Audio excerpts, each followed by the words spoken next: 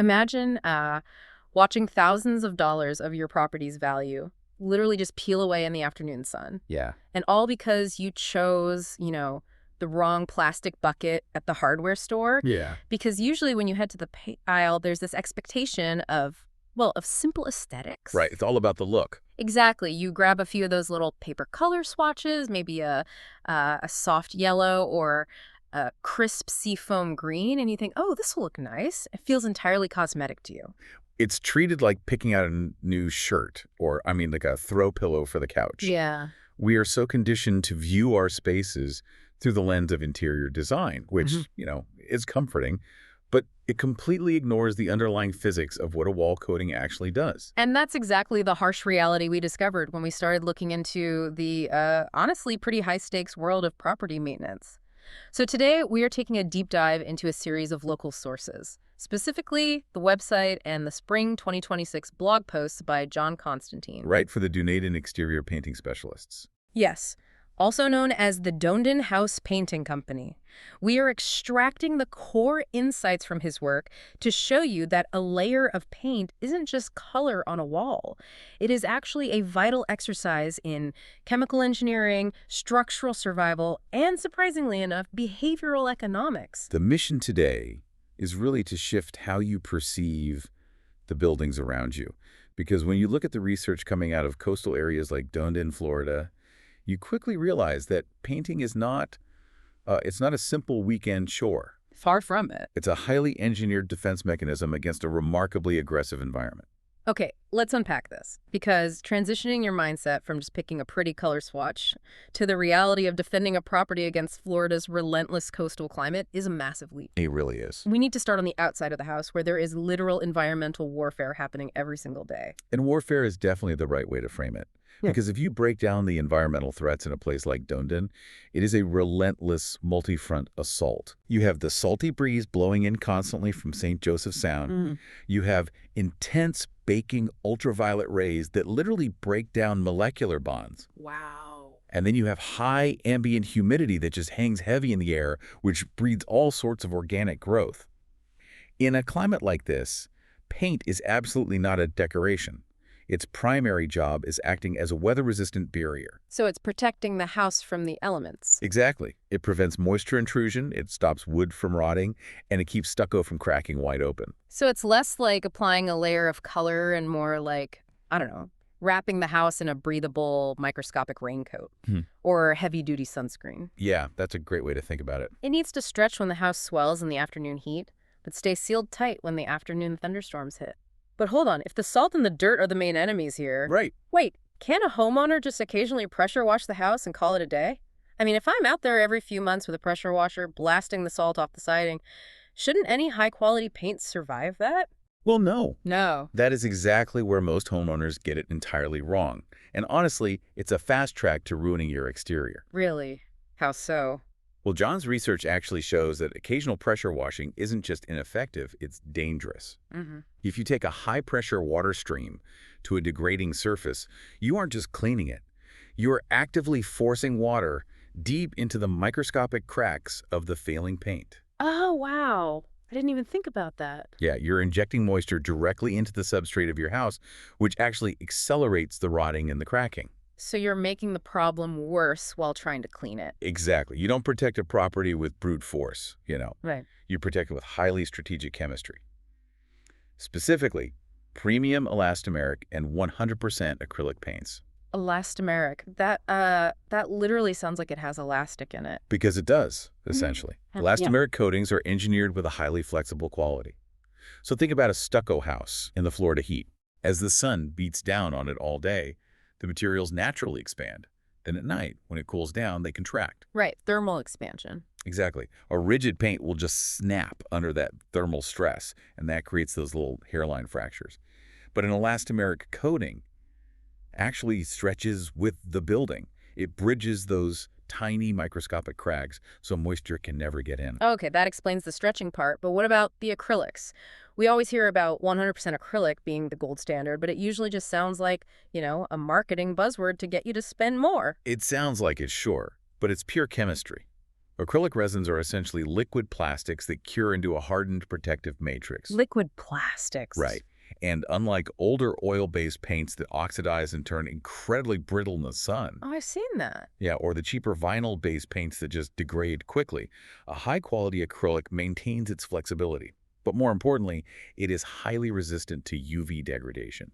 It doesn't yellow, and it doesn't chalk. Chalk. Wait, you mean like when you run your hand along an old painted wall and it comes away covered in that white powder? That's exactly it. That white powder is the chemical bonds of the cheap paint literally being destroyed by the sun. Oh, wow. Acrylics resist that breakdown entirely, and they are uniquely formulated to repel the corrosive nature of salt air.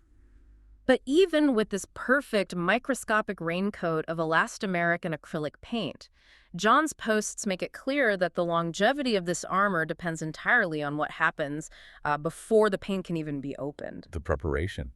You can buy the most expensive, highly engineered chemical coating in the entire world, but if you apply it over dirt or chalk or micro cracks, it will fail. It's just going to peel right off. Exactly.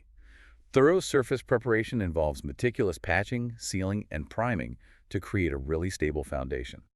And once that sophisticated coating is actually on the house, you don't blast it with a pressure washer. Right, because of the water injection issue. Right. The proper maintenance protocol is routine soft washing. Soft washing? Yeah, that uses specific low-pressure cleaning solutions to gently dissolve the salt and mold without stripping the chemical barrier. And we also have to talk about the physical threats because the research calls out proactive vegetation management. Oh, that's... Which means you can't let that beautiful tropical bougainvillea or those climbing ivy vines aggressively rub against the side of the house every time the wind blows off the sound. Exactly, because those vines act like coarse sandpaper. A branch scraping against your wall for a month can easily wear through that vital chemical barrier, and that undoes thousands of dollars of exterior protection. Just from a plant rubbing against it. Right. The friction literally shaves off the elastomeric shield until the raw stucco or the wood is completely exposed to the elements. Here's where it gets really interesting. If the environment is relentlessly attacking the outside of the buildings, humans are just as relentlessly attacking the inside. That's very true. Especially when we move away from residential homes and look at commercial spaces. Because according to the sources, there is a massive chemical difference between residential and commercial coatings. A huge difference. So let's think about the businesses in Dunedin. The bustling cafes, the retail storefronts, the local medical offices.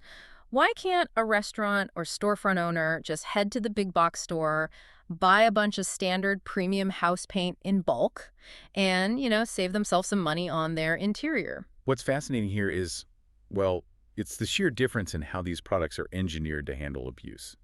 Standard house paint, even the absolute premium stuff, is formulated only for the mild, predictable wear and tear of a family home. Okay. So think about a residential living room. The walls are largely untouched. Maybe someone brushes past them occasionally, or a picture frame hangs in the exact same spot for 5 years. Right, it's pretty low impact. Exactly. But if you take that exact same formulation and apply it in a busy retail corridor, it will disintegrate in a matter of months. Because a retail corridor is basically a high-traffic collision zone. Yeah. You've got people dragging chairs against the walls. You've got delivery carts scraping the corners, customers leaning against the paint while they wait in line. And that is only the physical impact.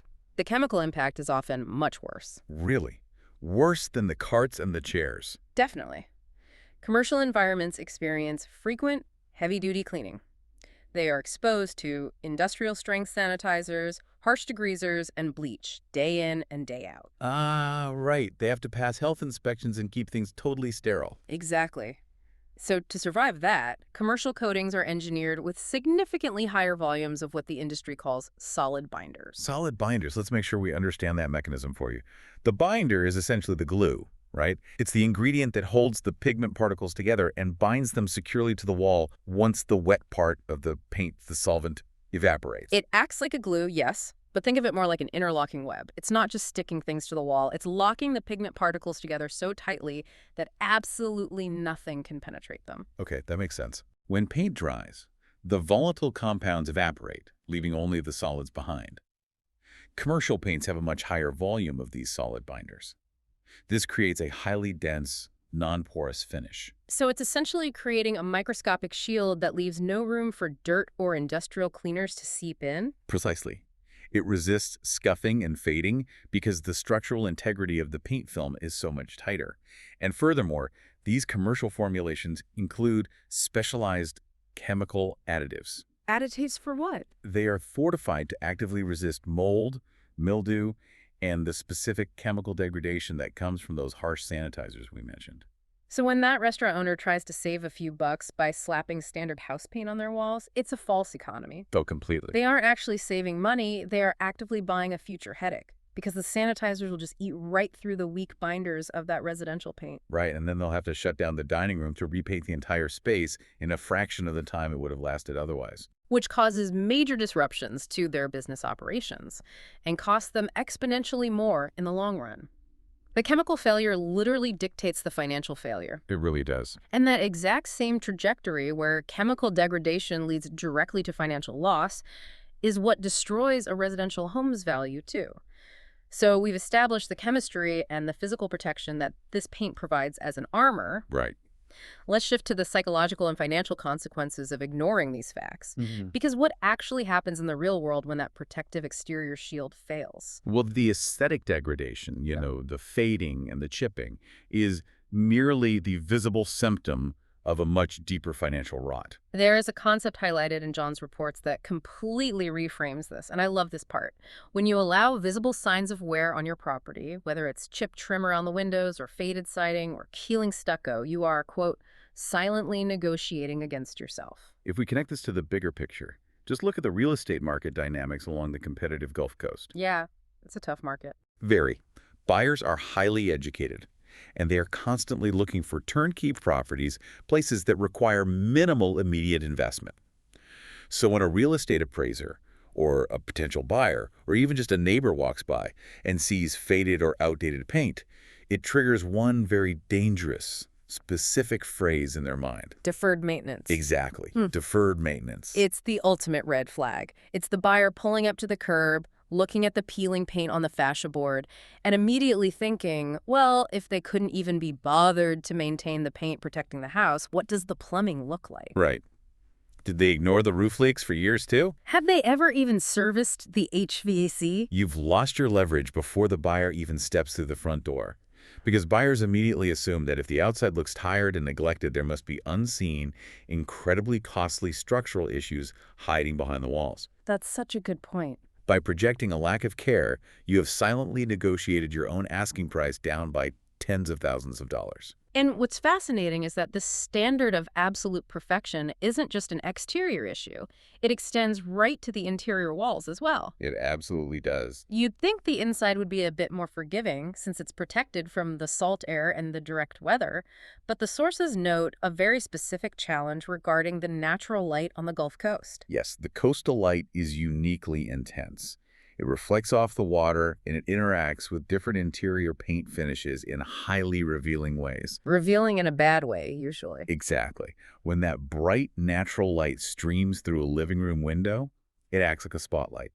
It will highlight every single microscopic imperfection on a wall. Which perfectly explains why the DIY interior job so often ends in tragedy. Oh, absolutely. You see these weekend warriors at the hardware store thinking a living room makeover is going to be a fun Saturday project, but because they skip the foundational steps, they end up with uneven cut lines around the baseboards and those dreaded roller marks on the ceiling. And those roller marks happen because amateur application leaves a varying texture, or what we call nap, from the roller. Okay, nap. Yeah.